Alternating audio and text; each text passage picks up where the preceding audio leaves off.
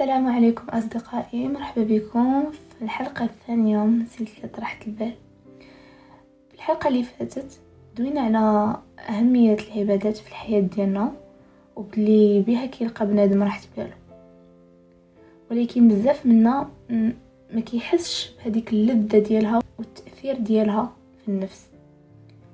داكشي علاش في هذه الحلقة إن شاء الله غتكون واحد التتمة وغنفهموا المعنى الهدف من شي حوايج اللي كنقولوهم وكنديروهم وحنا ما فاهمينهمش.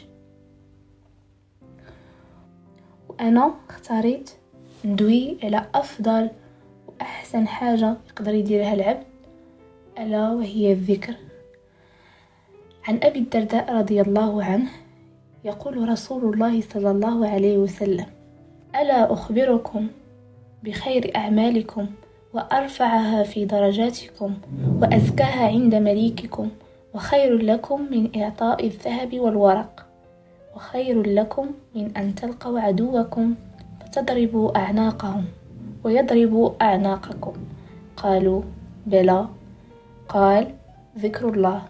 الذكر هو عبارة عن غذاء للروح، وبه يزال الهم والغم والحزن، كيخليك ديما فرحان ومرتاح نفسيا. وكل ما كان تذكر الله في قلبك كل ما زاد حبك ليه، وكل ما زاد تعلق ديالك به. اما التعلق بالناس بيني وبينك ما عنده باش ينفعك، لانه ماشي هما اللي غيعرفوا شنو غينفعك وشنو اللي مزيان ليك، ورزقك ماشي بيديهم طبعا. والذكر ما كاينش غير في الاذكار اللي كنقولوهم بحال الاذكار ديال الصباح ولا اذكار ديال النوم ولا اذكار المساء الى اخره. كاين في الصلاه، كاين في القران، كاين في الدعاء. والحلاوه واللذه ديال هاد الذكر كاينه في فهم المعنى ديال داكشي اللي كنقولو. ومن افضل واحسن الاذكار هي سبحان الله، الحمد لله، لا إله إلا الله، والله أكبر.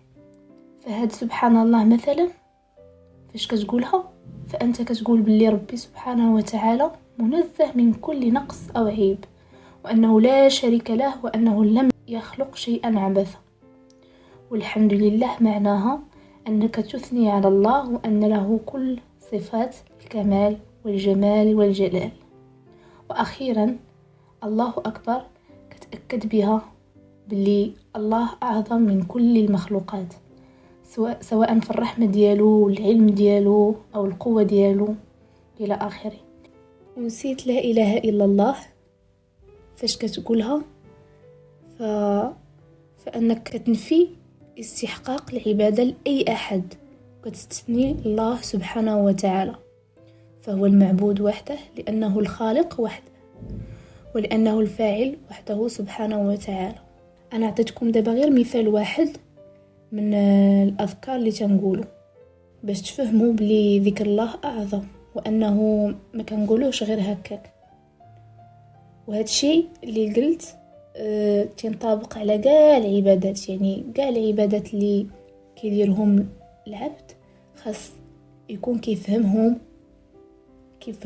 واحد الفهم عميق باش أنه يقدر يحس بالحاجة ديالو ليهم وباللذة ديال أنك تكون كتمارس هذيك العبادة. فعلى قدر ذكر العبد لربه يكون قربه منه، وكيولي الإنسان كيعبد اللي خلقه كأنه يراه.